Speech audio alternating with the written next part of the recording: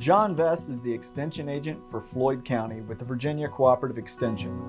His expertise helps novice and experienced farmers produce quality livestock and crops throughout our region. Jon has offered to share his experiences with our audience and provide them with the knowledge to keep agriculture strong. This is the Ag Show with Jon Vest.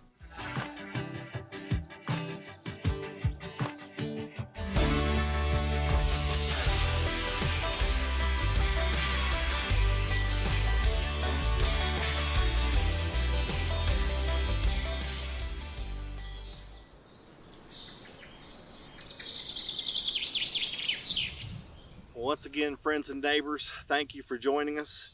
We're here today in a field here in northeast Floyd County, and it's one of the very common situations that I deal with this time of year as an ag agent, are those phone calls and requests with regards to the weeds as folks are finishing up their first cutting. And this field is no different in that particular situation.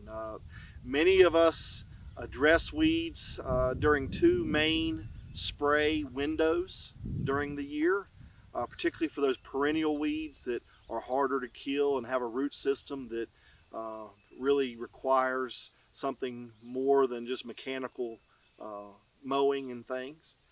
But the fact of the matter is, there are those weeds that don't really pop up their heads till this time of year.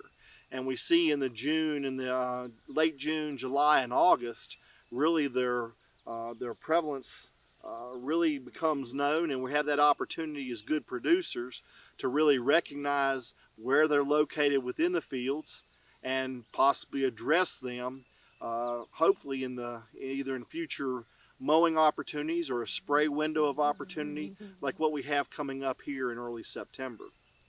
What I'm standing here in is largely a patch of one particular weed that we call hemp dogbane.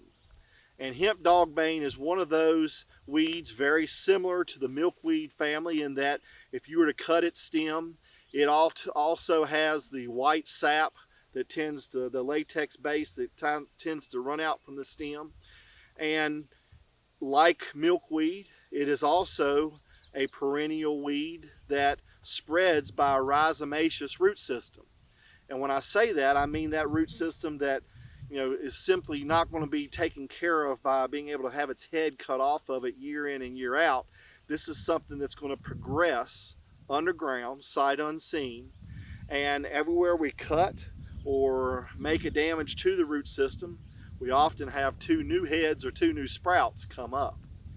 So just like this field that we have here to the right in the camera shot, this is a patch, and typically this is what we see with hemp dogbane or milkweed or even Canada thistle that we'll talk about later in the segment.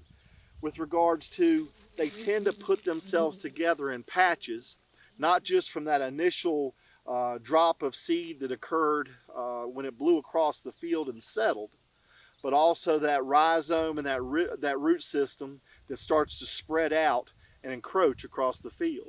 That would enable us to hopefully address the smaller patches while they're small and before they progressed out and creating a larger problem both for potential consumption and being mixed with the hay that we would feed the livestock, as well as lower our need for the herbicide usage in which to rid ourselves of these particular weeds. Now, hemp dogbane, like I said, this is a pretty significant patch right here, and I oftentimes get that question into the extension office. Well, how much is too much? And hemp dogbane is a poisonous plant for livestock, more so for sheep and small ruminants. Sheep and goat, they tend to not necessarily turn their nose up to it like they would cattle. And in most pastured situations and stuff, the livestock eat around it and consume the other forage grasses that are there. But anytime we go to hay or going through the haying process, know that we're going to be rolling this material or baling this material for future consumption on into the winter months. There's where this particular weed is just as toxic dried as it is green. And to have this amount or sheer amount of this particular weed in a bale of hay, that say that animal in the winter months is pretty hungry and it's all they have available to feed, could lead to some problems with your livestock. So when I get that question, how much is too much, I oftentimes, remind folks that, sporadic, a plant here or there, dotted across the field, or even a light infestation is certainly tolerable, based on the fact that we have lots of other desirable forage grasses that are helping to dilute that forage intake in the bale. But as you can see here, a bale that was to be made across this particular area would have a huge amount of this particular plant, and certainly would be something we would want to avoid. And for that reason, our producer in this particular situation, Mr. Thompson, immediately took note of that. And that's the nice thing about having a responsible producer and someone supplying your hay. They are those producers that take the time to recognize and identify those weeds that you certainly don't want in your forage consumption. Now, this particular, like I said, this particular weed, hemp dogbane, bleeds that white latex sap, and it's very similar to the milkweed family. It tends to appear in after first cutting. So any of that spray window of opportunity where we tried to deal with our pasture weeds or our hayfield weeds in the initial spray window of April and May in the late spring, actually missed the opportunity to even work on these particular weeds. These weeds are arising now and growing very quickly. They are somewhat drought tolerant or more drought responsive. They, with very little water, as your desirable cool season grasses and forages are slowing down, these are progressing and taking off. And so it certainly makes the table, as what we'll show here in a little bit, of some of the less desirable weeds that we would want to have in a hayfield. We've mentioned the similarities of hemp dogbane to that of milkweed and the family in general. This is a fresh cut that we've made from the edge of the field. And as we can see, the hemp dogbane does create a flower somewhat similar to that of the milkweed flower. But as we turn down and start to notice immediately that red and purplish, potentially spotted stem, sometimes often indicating a plant's toxicity to some degree, if we make a cut down there on that stem, and with the dogbane, we'll start to see the white latex-based material, or the white sap, literally start to exit the base of the stem, like what we have right here. So just like milkweed, this, the fact that it has this type of material inside the stem also contributes to why this particular plant is one of the more difficult species in order to spray and or choose a spray that will actually work against it. As these plants are typically sprayed, we want to spray preferably while they're as young as possible. Unfortunately, this one has gotten up what we would largely say is beyond spray size. That's why we've decided just to cut the field. But if we look ahead in time, 4 or 5 weeks from now, locating us there in the late August, early September time frame, when this plant is regrowing, and once again, because of its vigor and its root system, it's going to be taller than the remaining plants around it, or certainly the forages around it. We can come in and spray with a desirable product to take it totally out and leave your desirable grasses behind. So once again, it's we have to catch it at the right time, and timing is critical. But anytime you have a question with regards to spray application, whether it be the product, the timing, or even the specifics with regards to the plant timing when it's most susceptible to take a spray product in, contact the Cooperative Extension Office and your ag agent will help you out. Viewers, I'd like to take an opportunity to kind of show you exactly how this particular weed really builds to the level of infestation that we've seen earlier. It's largely due to a rhizomaceous root system, or one that grows across underground, sight unseen. And along that root system is constantly putting down or putting shoots up to add to general a patch appearance within the field. Much the same as milkweed, much the same as Canada thistle. All of these perennial weeds are reacting in that same fashion, and for that reason alone, simply cutting the plant down and trying to alleviate its weed or its seed production, which would certainly work in an annual or potentially even a biennial system. That type of mechanical control would work wonderfully. The exception is with these perennial root systems, they are there to stay. They withstand our winters just fine, and they withstand our drought just fine. So I'm hopefully going to dig this young plant up and demonstrate to viewers how that root system appears just there below the soil layer.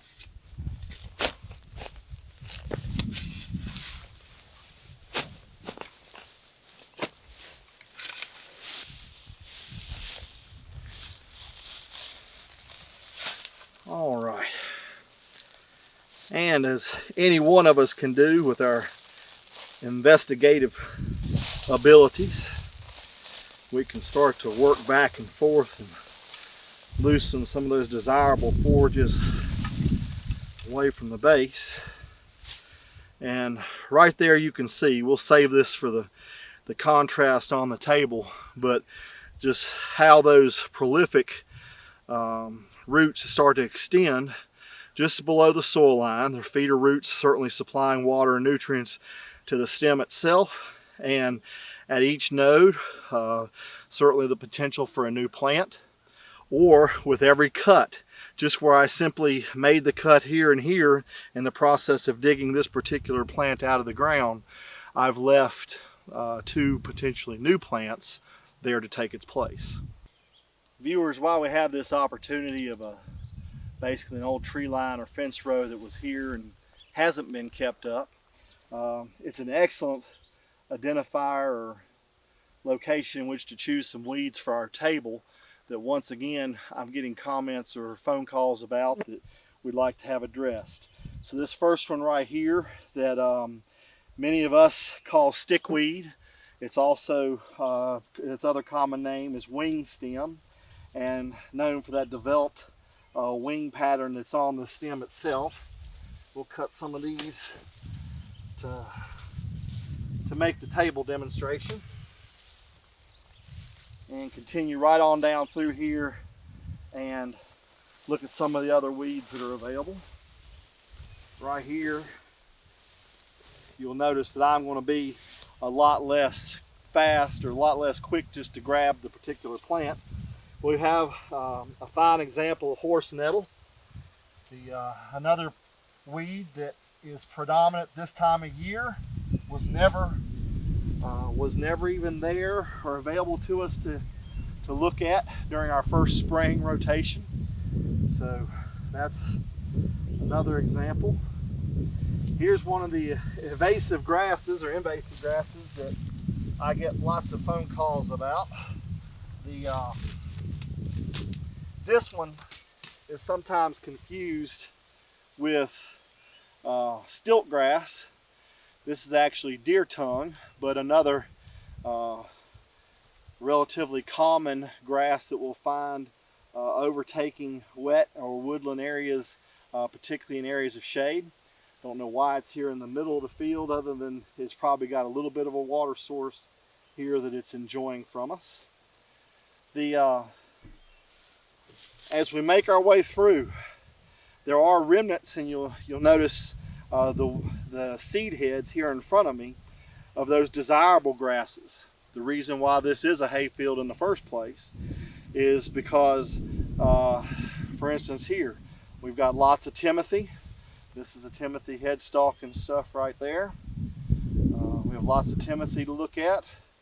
We have lots of orchard grass as probably the predominant, along with the fescue. The fescue seed stalk is more that a shattered appearance, along as some other regular species that we tend to find in Floyd County.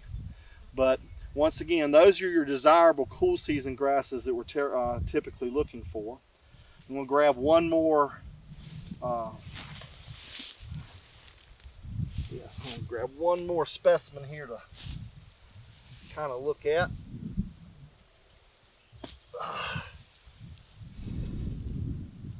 It's going to make the table and show why they too are a problem. Continue on down. I'm going to graciously move this honeybee along to its next location off of this milkweed. This is a wonderful specimen that'll make the table. Once again, one of those species that is not really there for us to even look at or consider in the early period of the year. And lastly, we'll make ourselves over to a bull thistle and take one of those samples before we step back to the table.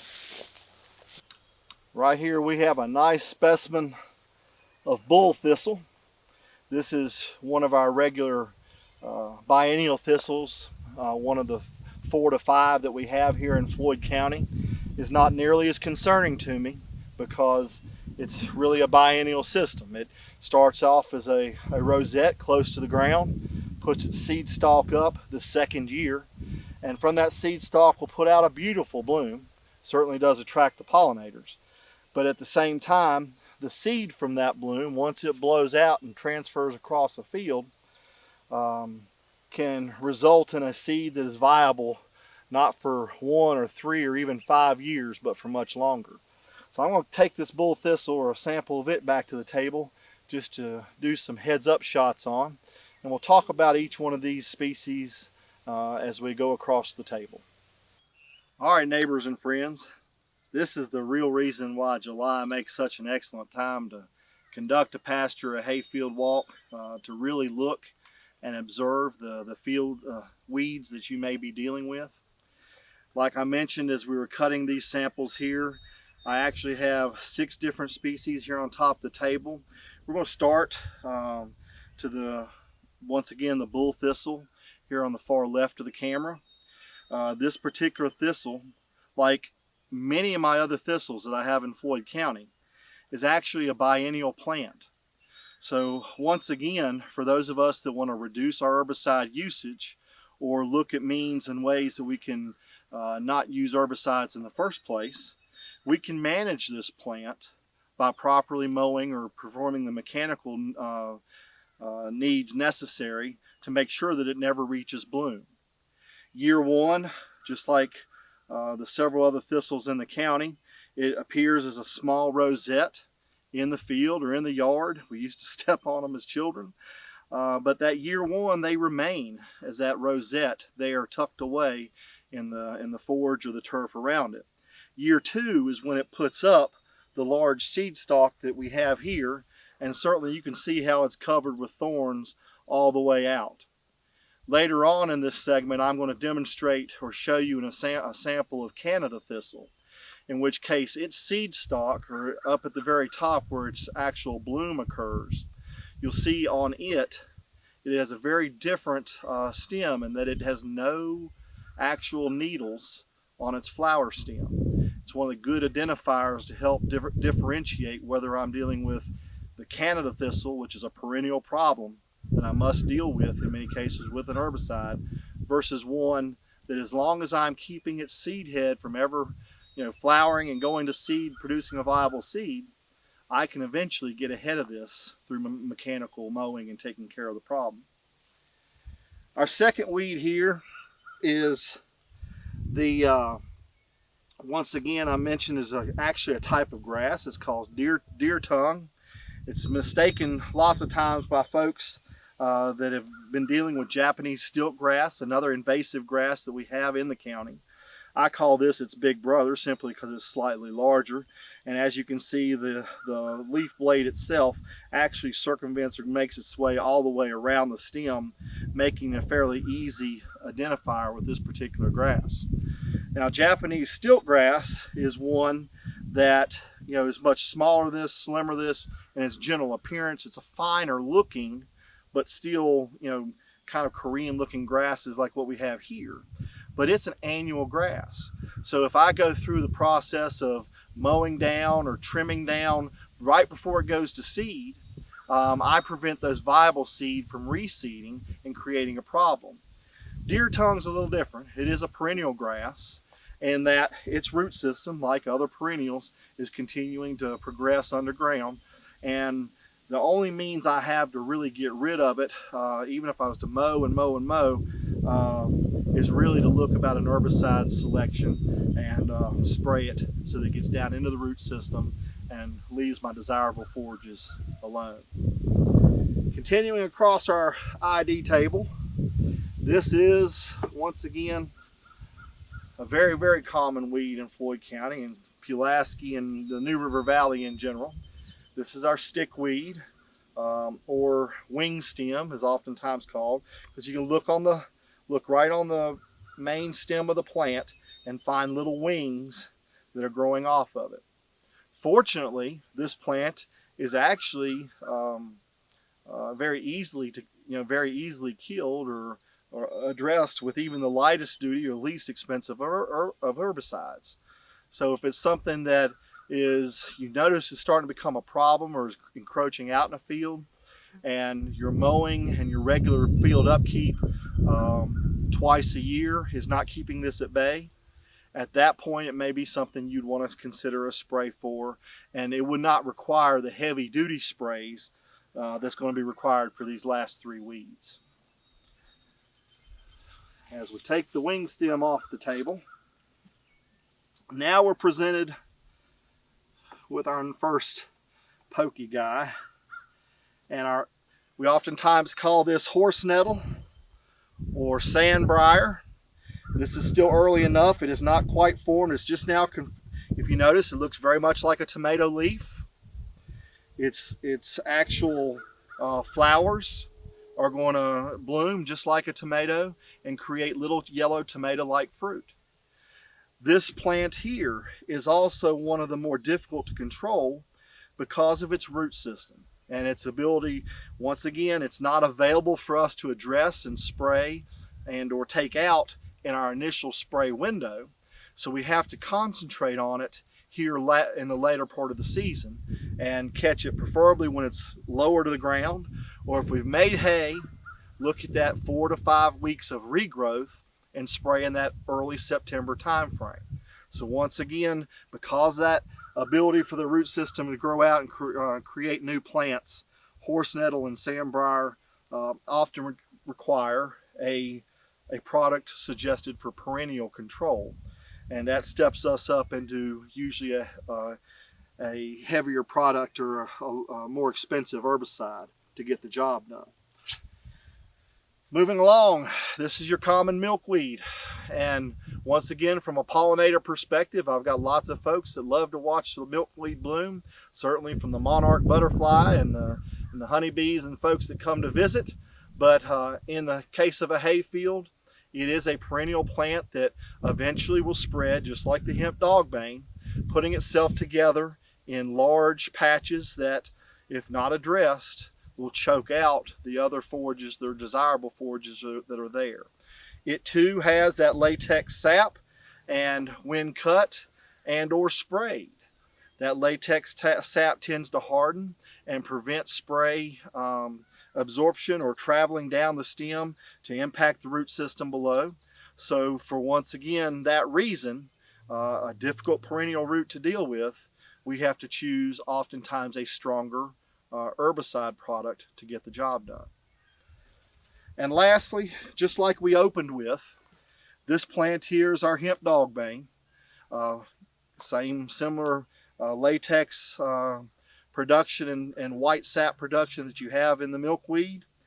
This, once again, that root system that, just like the milkweed, just like the horse nettle or sandbriar, spreads laterally underneath the ground, creating larger and larger patches for those of us as producers or farmers to deal with.